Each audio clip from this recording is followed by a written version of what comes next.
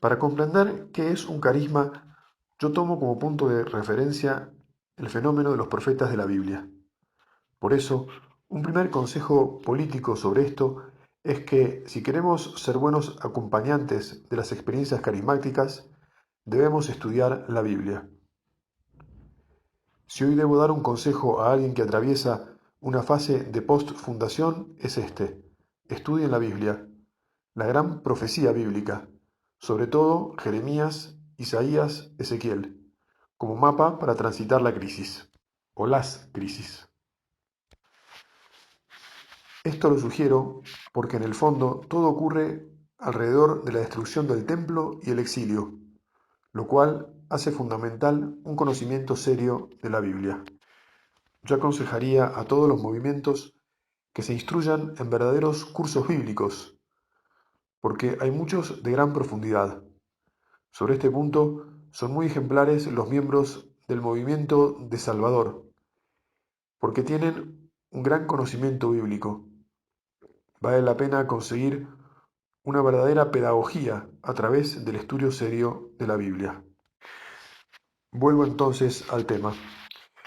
La renovación de la comunidad carismática es algo que tengo en el corazón, porque es una cuestión fundamental.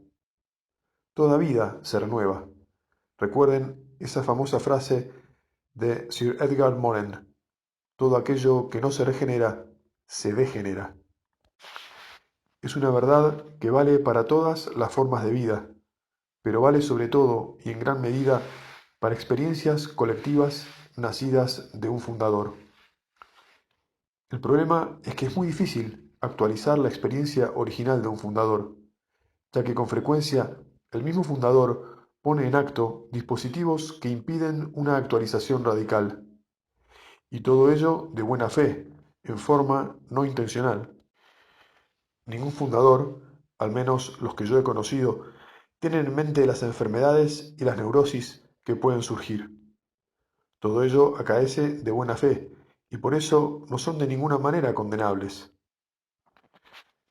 Yo mismo viví con Clara Lubitsch muchos años. Es una persona que me quiso infinitamente, y yo también a ella. Me dio toda su confianza. A los 30 años me hizo responsable de los aspectos económicos del movimiento y de muchos aspectos vitales. He tenido una vida bellísima junto a ella, y he conocido de cerca su pureza, su transparencia, su santidad. Todas las cosas que ocurren con posterioridad a la experiencia del fundador son cosas no intencionales, como ocurre con la vida.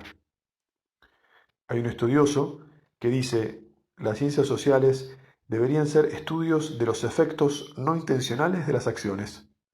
Y esto me resulta muy válido, ya que estudiar los efectos intencionales es banal. Estudiar las cosas que uno no quiere hacer y hace, analizar la dimensión no intencional, eso es a lo que yo quiero referirme.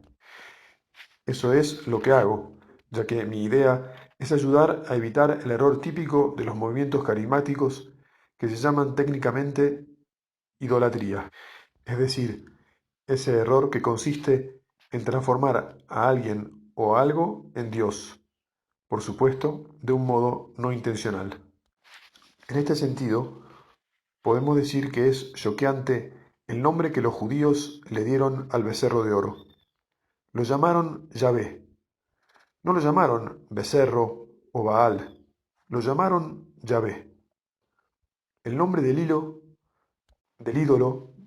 es el nombre de Dios. O sea que cuando un ídolo ocupa el lugar de Dios, no hay más salvación, porque no hay más Dios. No hay vuelta atrás. Si el becerro se llama Dios, estamos acabados. Mientras exista una posibilidad de escatología o descarte del ídolo frente a Dios, aún puedes convertirte. La idolatría es atribuir a los becerros de oro, que aparentemente son un símbolo de fertilidad, el nombre de Dios. Este análisis está presente en la Biblia, que desde este punto de vista es como un gran tratado anti-idolátrico. Nos proporciona un sinnúmero de señales para identificar la idolatría.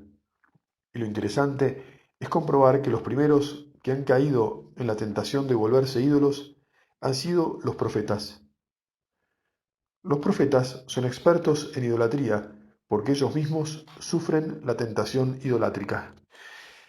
Esto es evidente, por ejemplo, en Moisés. Ustedes conocen la escena del Éxodo en la que, en ciertos momentos, Moisés usaba una máscara, también un poco misteriosa, con cierta herencia chamánica, que luego él mismo se quitaba. Dentro de la carpa del encuentro, en la que él hablaba cara a cara con Dios, no usaba la máscara. Se la colocaba y en ciertos momentos se la quitaba. Se la colocaba cuando salía y después se la quitaba. Yo interpreto de esto que muchas enfermedades comienzan cuando el profeta y sus seguidores comienzan a pensar que las palabras esgrimidas y escuchadas en la carpa del encuentro son de la misma naturaleza que aquellas palabras esgrimidas y escuchadas en la carpa doméstica. Es decir, cuando ya no es posible distinguir los distintos momentos del profeta. En el pasaje que les comento, se ve que Moisés sabía que él no era el dueño de aquella voz, que sus palabras eran a veces palabras de Moisés, y punto, y otras veces eran palabras de Yahvé. Y no todas las palabras de los profetas son palabra de Dios. Este es un mensaje fundamental de la Biblia. Si ustedes estudian a Jeremías, a Isaías, esto que les digo se hace evidente. Cuando dice oráculo del Señor, son muy raras estas ocasiones. Todo lo demás son simplemente palabras de Isaías. Algunas veces, en ciertos momentos, esas palabras se vuelven algo distinto. ¿Qué es entonces idolatría para mí? Yo concluyo que hay idolatría cuando todas las palabras del profeta se convierten en palabras de Yahvé, se significan como palabras de Yahvé. Cuando hablar de cine, de cocina, de deportes, es como hablar del carisma. No puede ser. En los Evangelios encontramos esta expresión fundamental. El Espíritu les recordará las palabras que ustedes deberán recordar. Así las cosas, recordar no es tener una regla mnemotécnica, sino una operación del Espíritu. En esta época de los videos y las grabaciones, esto es más difícil, porque ahí está todo registrado. Entonces, el discernir qué palabras pronunciadas por el fundador en el pasado deben recordarse y cuáles no, discernir cuáles son del espíritu y cuáles no, es una operación carismática esencial. Y si no se lleva a cabo, el declinar será un hecho asegurado. Hay otro tema que en la vida de Moisés llama profundamente la atención. Es el hecho de que Moisés muere fuera de la tierra prometida. Esta es una imagen icónica de los profetas, de los carismáticos, de los fundadores, porque el fundador no llega nunca a la tierra prometida, y si la alcanza, no es la prometida. La tierra prometida es para los hijos, es una expresión fuerte de su gratuidad. El profeta la anuncia, la observa desde la montaña, pero no la posee. Entonces, el fundador se detiene entre el Jordán y el Nilo. No cruza el Jordán.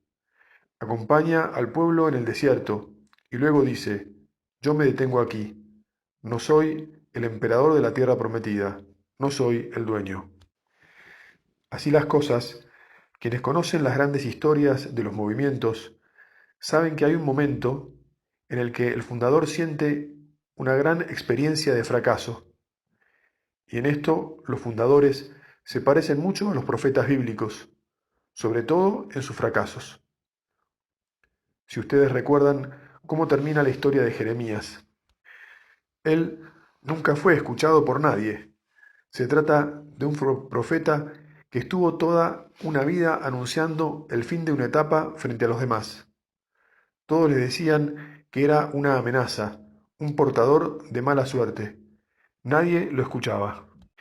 Mi conclusión es que los profetas son personas del fracaso, no del suceso. Mueren antes de alcanzar la tierra prometida. Y para mí esto es muy importante. Es más, es una señal de que no se es un falso profeta. El falso profeta se transforma en el propietario de la tierra prometida, monta en ella una linda carpa y juega al faraón. Hago esta reflexión porque hemos abierto una conversación sobre el tema de los capitales narrativos y creo que este punto no es tan obvio. Por eso lo destaco.